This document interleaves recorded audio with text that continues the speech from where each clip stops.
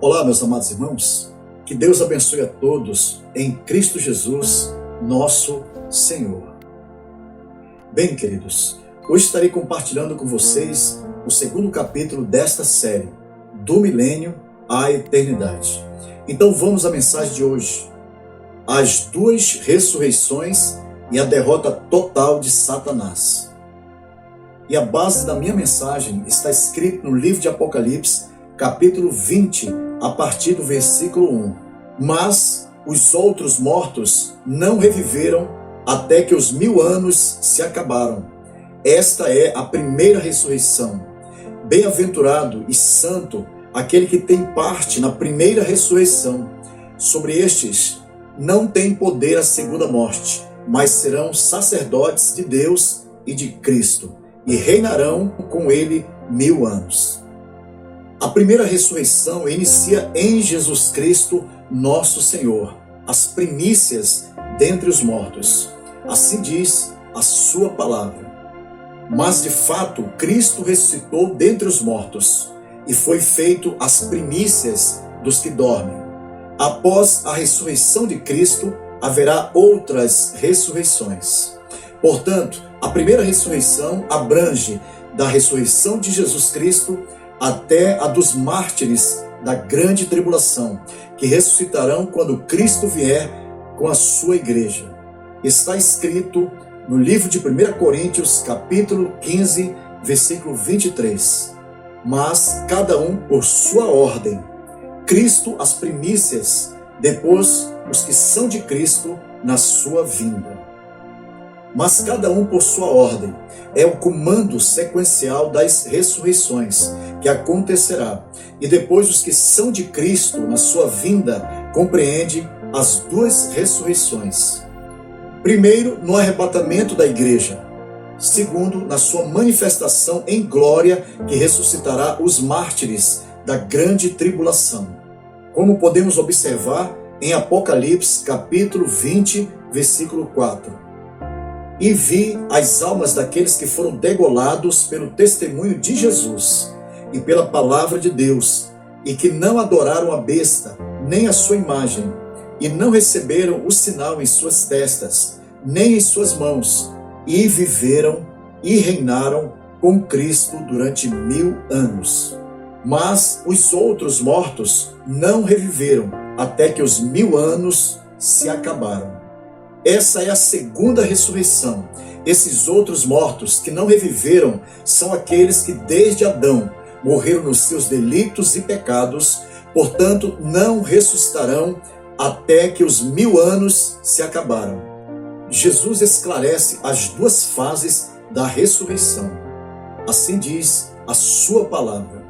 Não vos maravilheis disto, porque vem a hora em que todos os que estão nos sepulcros ouvirão a sua voz, e os que fizeram o bem sairão para a ressurreição da vida, e os que fizeram o mal para a ressurreição da condenação. Podemos observar também o anjo revelando a Daniel as duas fases da ressurreição. Assim diz a palavra do Senhor. E muitos dos que dormem no pó da terra ressuscitarão, uns para a vida eterna e outros para a vergonha e desprezo eterno. Nesse texto de Daniel fica comprovado que entre a primeira e a segunda ressurreição haverá um espaço que certamente será de 1000 anos, que sucederá somente depois da destruição total de Satanás, onde todos da segunda ressurreição prestarão contas perante aquele que está assentado no trono, quando todas as criaturas comparecerão diante de Deus, dando cada local a conta de seus mortos onde foram sepultados. Como está escrito no livro de Apocalipse, capítulo 20, versículo 13 e 14. E deu o mar os mortos que nele havia, e a morte e o inferno deram os mortos que neles havia. E foram julgados, cada um segundo as suas obras, e a morte e o inferno foram lançados no lago de fogo. Esta é a segunda morte. Durante o milênio, a morte é como uma maldição para os pecadores. A população aumentará continuamente E aqueles povos ou nações que não reconhecerem a Cristo como Rei se afastarão o mais longe possível de Jerusalém. Apesar de usufruírem de todas as bênçãos do reino de Cristo, não lhe darão lugar em seus corações. Portanto, quando Satanás for solto, dirigir-se-á a essas nações e elas se submeterão ao seu domínio. Então revelar-se-á a verdadeira natureza do homem. Toda a imaginação dos pensamentos de seu coração era só má continuamente. O homem é mau, é obstinado, porque ele é carne. O homem tem na sua natureza a insatisfação personificada. Se ele sofreu alguma coisa, reclama porque está mal. Se ele está bem e tudo está dando certo, ainda assim ele reclama porque poderia estar melhor.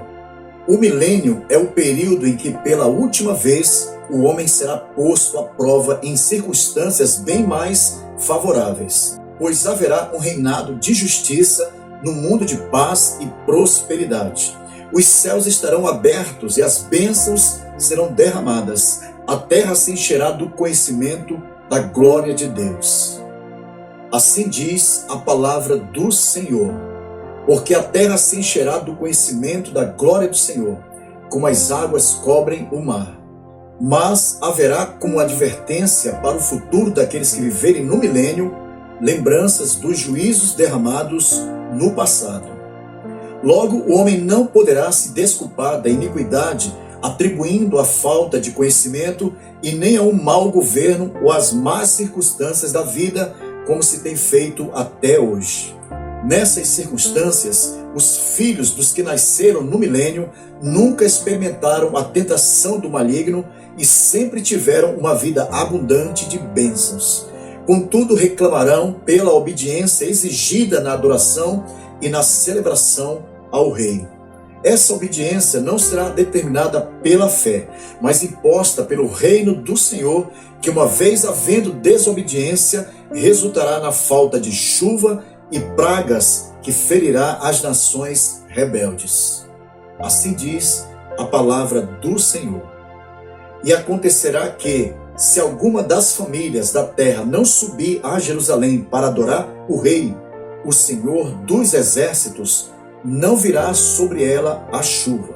E, se a família dos egípcios não subir, nem vier, não virá sobre ela a chuva.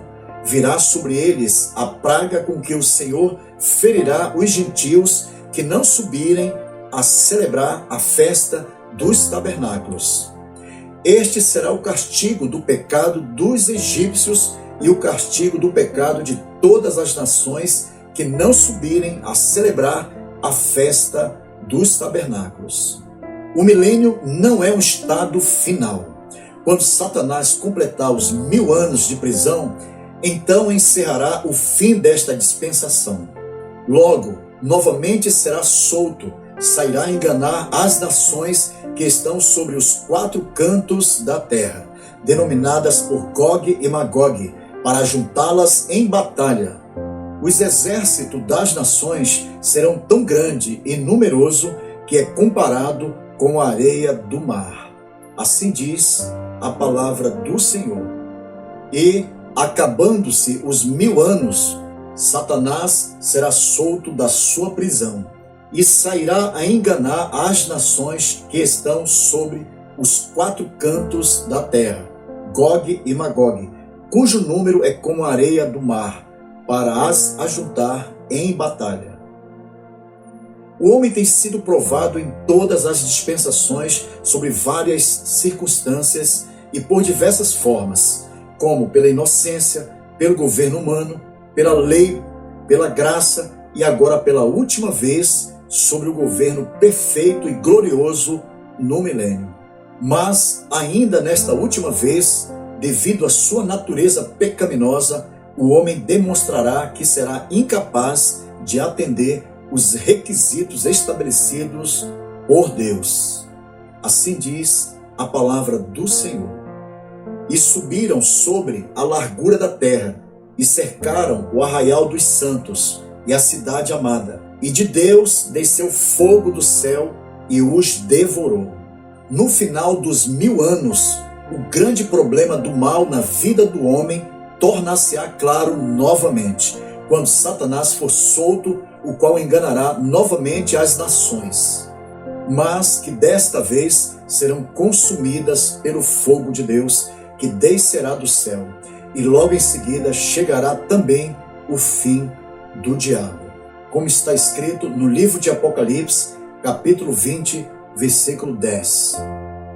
E o diabo que os enganava foi lançado no lago de fogo e enxofre, onde está a besta e o falso profeta, e de dia e de noite serão atormentados para todo o sempre.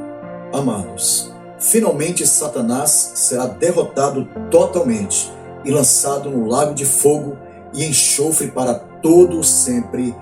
Glória a Deus. Aqui termina o milênio e logo em seguida é estabelecido o juízo final, onde todos os mortos, grandes e pequenos, prestarão contas de todas as suas obras perante aquele que está assentado no trono branco.